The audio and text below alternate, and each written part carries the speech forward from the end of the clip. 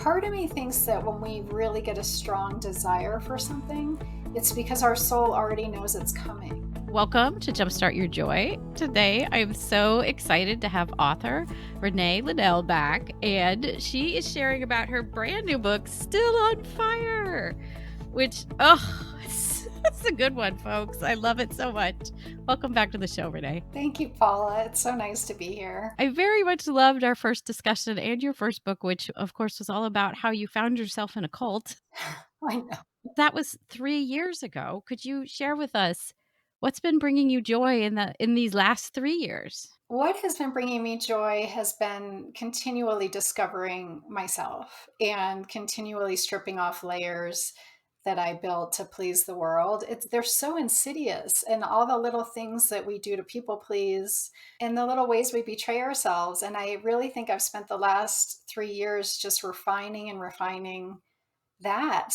Even things as simple as being invited to go to the theater with friends and realizing my heart really wants me to stay home and take a bath, and being able to honor that guidance. One of the things I would love to know, this book it's written even really differently because the other book, the original, your first book felt more like it was a story unfolding in a timeline. And this one, we're jumping in and out of interesting stories with you that you are very, very astutely also weaving into bigger themes, which I was like, oh, this is a good one.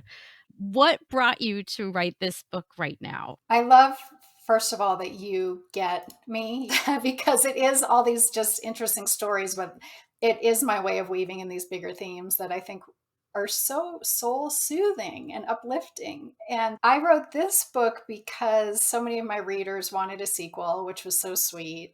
And then people had asked for a memoir of my travels. And then my girlfriends, as I was trying to regain my mojo after not dating for so long, anytime I would tell them about one of my romantic interludes, they would just start dying laughing. And they're like, you've got to put this in your next book.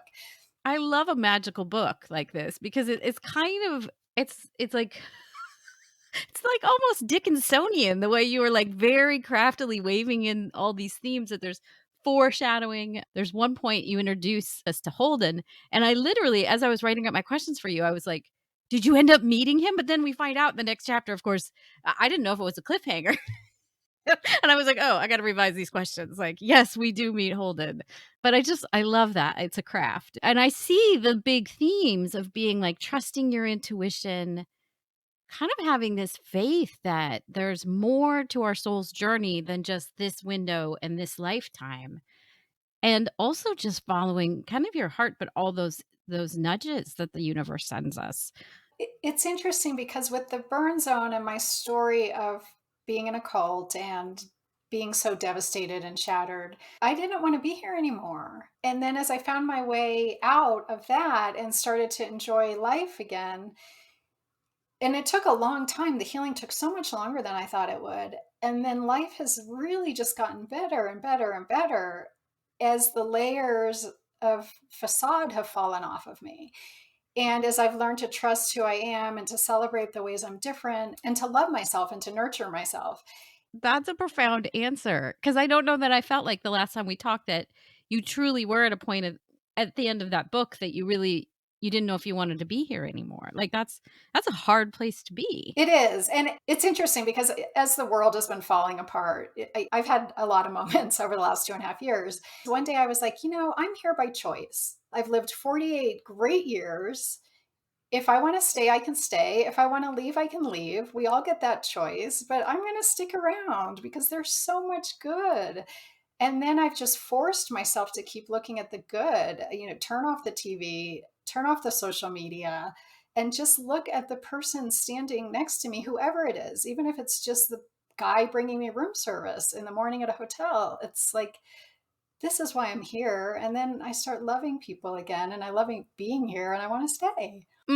That's so powerful because I mean, really, the things that I often talk about here is that joy is a choice, and that sometimes kind of in some of the harder moments for me, it wasn't that it's that exuberant, over the top joy, but it's just that very quiet thing that's calling me back to being maybe just present here.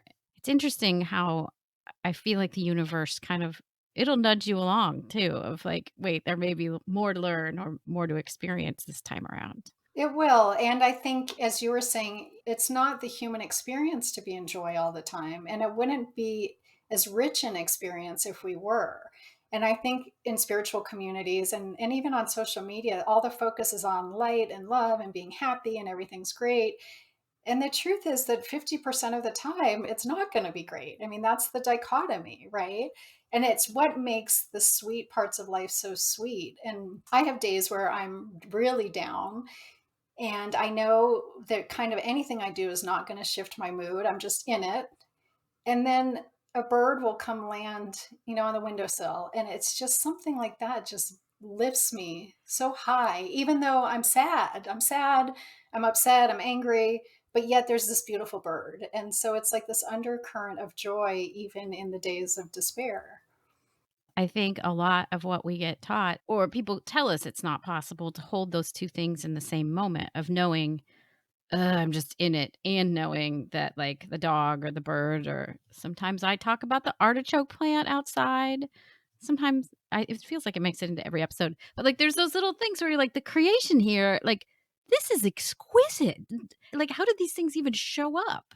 And that'll often, like, bounce me back into the curiosity zone, which I think is better than the fear space. Oh my gosh, an artichoke plant, seeing the hearts bloom into that purple flower. I never knew that that's what they looked like. There's something else. They get so big. Um, One of the things that we have to talk about it because in the book, you mentioned that you had an Akashic record reading. I've had one. It was fascinating for me. And you also bring up this idea of the opt out, which I feel like we have to talk a little bit about Akashic records and about this idea of the opt out.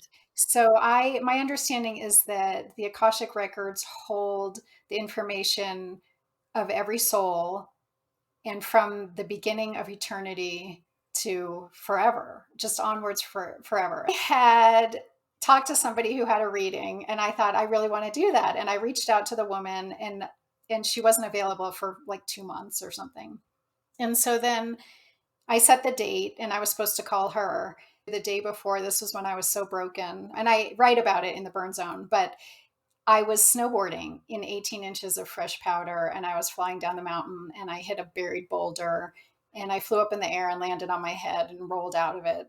And by the end of the day, I wanted a totally different life. I didn't want to live in New York. I didn't want to be in school. I didn't want to date my boyfriend. I didn't want to own my business. I just wanted to move to Colorado and write. And the next morning, I had this call that I've been waiting for 2 months. And I didn't know whether to trust this person or not, but I was allowed to ask her 5 questions. And so my first question was, what happened yesterday? That's all I asked her. I said, everything shifted. What happened? And she goes, Renee, ski accidents are so interesting. People die all the time. No one asks questions, but you chose to stay.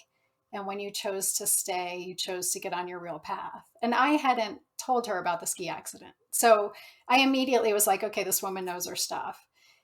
And then she explained the opt outs. And she said, our soul schedules these opt outs in our lifetime. And if we don't want to be here, and I'm getting goosebumps as I'm saying it, but these are the accidents that happen where somebody instantly leaves their body, transitions to non physical. They're the strokes, the heart attacks, the overdoses. And she said that we do schedule them throughout our lifetime, and we can choose to exit or we can choose to stay. And when I landed, I tucked my neck and rolled out of it instead of breaking my neck. And I also realized the last thing I did before I got on that plane was redo my will. It's amazing. Well, and as I was getting ready to talk to you again, there was something about that opt out idea or, whatever it may be. I've had several people on the show who've had near death and shared death experiences. And for some reason, these episodes, people love this stuff. And I'm sure it's because we realize that the veil is thin, right? Like, and that we're very connected to the other side. But I also wonder, is a near death experience just another reframing of an opt out, right? Like you got there, you saw the other side. One of the gentlemen, and people can go back and listen to William J. Peters, he talks about, I think it was also a skiing accident that he had. Of course it is. But that he decided, he saw himself float up and he said, "No, I'm coming back." And I wonder, is that the opt-out? Like, I have to ask. I do think so. So I also do think we get a choice, which is often the coma. So when somebody's, say, in an car accident or whatever, and they enter the coma phase, or even when you read about people with such bad cancer that it's shutting down their organs and they go into coma and then they come back and heal themselves, like Anita Morjani in her amazing book, Dying to Be Me. But there's so many stories of that. And that they have a period where they get to review their life and decide, are they done? Or do they want to come back in, which is just so amazing. It really is. Yeah, I'm gonna have to look more into that because it was like, I bet that is. I bet that's the opt-out, and you opted back in. Yeah, my record reading and what was discovered there to me was kind of like not a surprise, but that I've mostly incarnated as a male. I'm 4'10" and I'm small, so this is funny, but like a very large man, and that I told you in an email that I died a horrific death, too gruesome to mention. Like, I wonder, like, what do we know? And are those triggers from the past when we start to see things in this realm that remind us of those not so pleasant moments? I definitely think they're triggers from the past, from past lives, like when people have a fear of water or a fear of flying or whatever. And I do think the Akashic record readings can help with that, to understand that that was a trauma in a past life. We don't have to bring it into this one. In this book, animals, they come in, they play a huge role. I mean, as they should. Will you tell us the story of Kai and Pele? Yes. So she has a whole chapter in the new book, Still on Fire. But the quick story is that she was the love of my life. I know she was with me in Egypt and all these other past lives. And she and I had a reunion when I was in college. She came to me in an animal shelter. She was very sure of who I was and she chose me. And I had her for 10 years. And then she left me, transitioned to non physical. And 10 years later, when I moved to Colorado and I was so broken and trying to heal, I was ready to have her back. And I got a really strong impulse to look on the Aspen Animal Shelter website.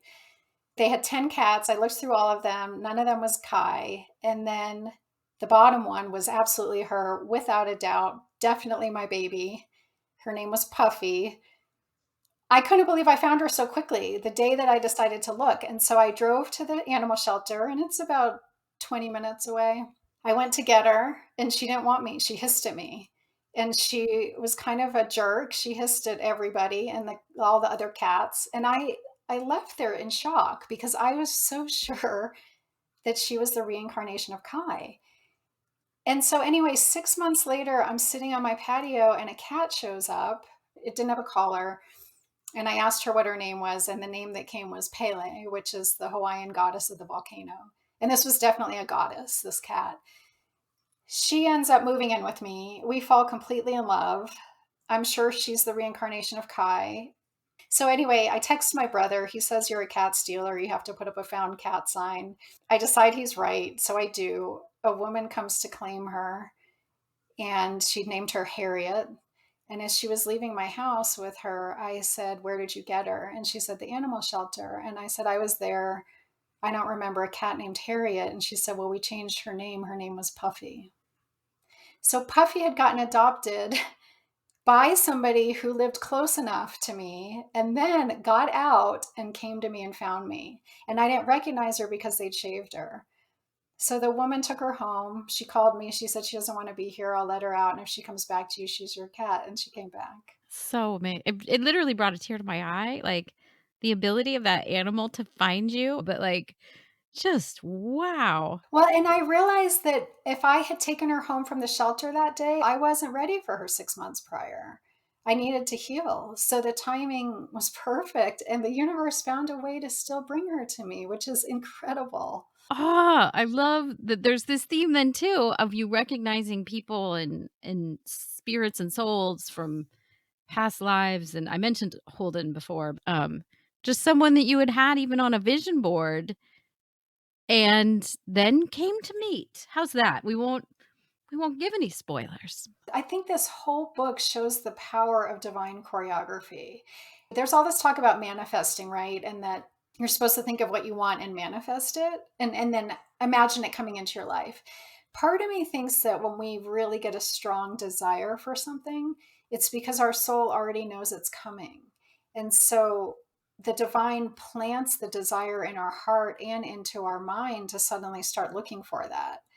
And so I think that's what happened to me is I just started getting a vision of this man, and it was so strong that then I finally went online to look for a picture of him to put on a vision board, something that looked like the vision I was getting. And I found the perfect picture, and he was some random guy living in Japan. And then a couple months later, the universe sent the man from Japan to my tiny town. Yeah. Amazing. Well, because it strikes me too. Like there's Louis Pasteur, who, of course, discovered penicillin and pasteurization.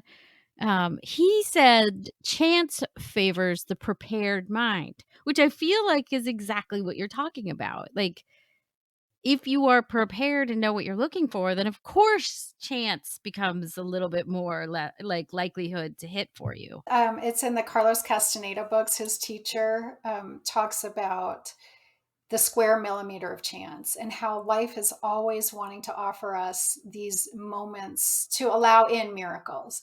But so many of us aren't paying attention. So, you're looking at your cell phone or you have headphones on, you're distracted, you're in your mind, and you're not completely present and ready to jump on that square millimeter of chance that's being offered all the time. And so I think the more present we are and the more aware, I really try to not have my cell phone out when I'm in public just because of the stuff I'll miss, like, the bird flying by or the puppy or the baby or the sweet person coming to ask for directions or whatever it is. But all those miracles, you miss those when you're not present. And so, yes, I do think once we start believing in miracles and we believe that the universe is constantly looking for ways to surprise and delight us, and then we go out of our doors in the morning like, ooh, I wonder what the universe has in store for me today. We're much more ready. We're in receptive mode, let's just say. Yeah. Well, and there's so much more joy in that. In a recent episode, I was just saying that like the current news cycle is so fast and so full of fear that I think it is easy for us to get wrapped up in that and feel like we have to keep ourselves safe and the only safe place is home or whatever it is. I mean, that's actually what we were literally told. But if we can jump into the other side of it and be on the lookout for all those miracles, like that's fun. That's a lot more fun. So let's talk a little bit about where can people find Still on Fire? Where can they find you? What are you up to?